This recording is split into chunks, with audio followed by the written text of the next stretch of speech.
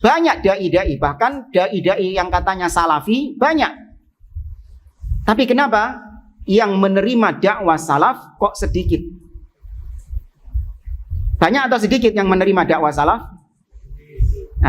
Kata sebagian orang, oh enggak Ustadz, dakwah salaf sekarang ini banyak diterima di mana-mana. Maka kita jawab, iya, orang-orang yang menerima dakwah salaf ini mereka rata-rata hanya menerima sebagian saja dari dakwah salaf.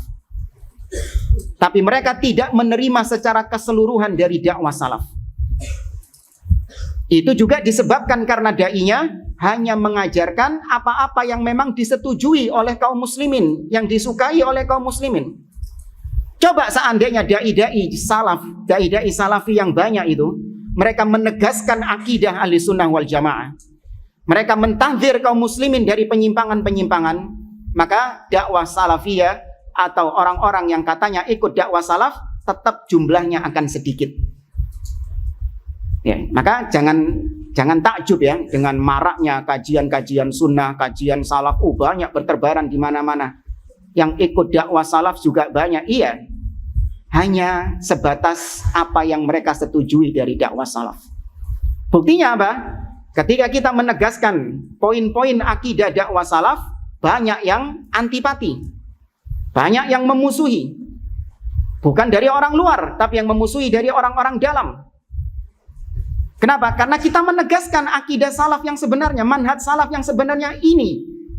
Tentang bagaimana menyikapi penguasa, tentang bagaimana takdir, tentang bagaimana menyikapi bid'ah dan ahlil bid'ah.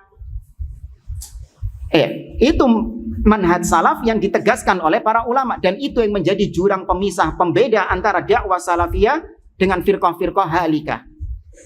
Tapi ini enggak ditegaskan kepada orang-orang yang katanya ngaji sunnah. Makanya enggak heran orang-orang yang ngaji sunnah ini kaget ketika kita sampaikan tentang manhaj salaf yang sebenarnya, bahwa manhaj salaf yang sebenarnya bara', berlepas diri dari ahlil bid'ah.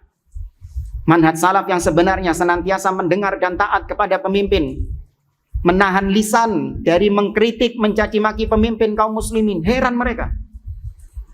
Baru tahu kalau ternyata manhaj salaf itu harus mendengar dan taat kepada pemimpin.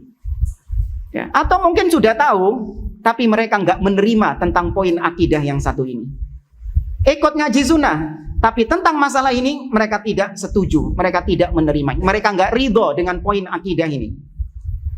Ya, yang mereka setujui dari dakwah salaf ya hanya sebatas jenggot, ya hanya sebatas cingkrang, hanya sebatas apa misalnya, subuh nggak kunut, nggak maulidan, nggak tahlilan. Mereka hanya sebatas tahu manhaj salaf itu saja. Tapi rincian akidah salaf, rincian usul sunnah, pokok-pokok prinsip dakwah ahli sunnah nggak tahu mereka.